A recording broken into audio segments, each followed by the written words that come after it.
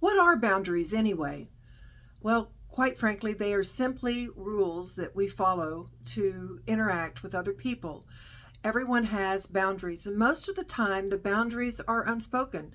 If we have unspoken boundaries, then we really don't have to worry about what's going on. We just all kind of know the rules. We follow the rules, and everything trucks along just fine. But when somebody violates the boundaries, then we know that there's a problem and we have to talk about what those boundaries are. But you have to set your boundaries. You have to know what you will allow someone to do in your life and what you won't. And a lot of times people will say, well, I set boundaries, but nobody respects my boundaries. And to that I say, if you don't respect your own boundaries, nobody else will. You have to decide what you are willing to tolerate and what you are not. And there has to be a consequence for yourself if you're going to step outside and say, no, that's not allowed. Either you say, if you're cussing me out on the phone, I'm going to say, I'm not going to listen to that. I'm going to hang up the phone now. We can talk when you are ready to calm down. So that is a boundary setting, because if you continue to allow someone to treat you in a way that you say you won't tolerate, then you have tolerated it and you're not setting or respecting your own boundaries.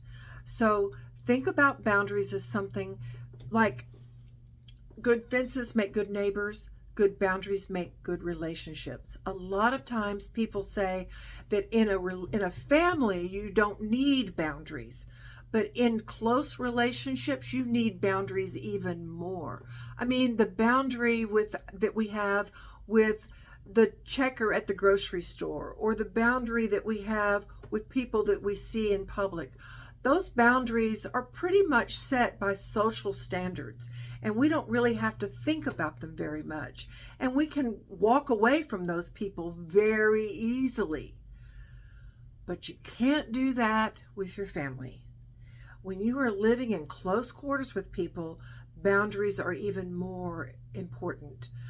Boundaries are represented by bedroom doors and bathroom doors, and the rules that we have about how we maintain the home and how we come and go and greet each other and interact with each other. Those are all boundaries that need to be understood.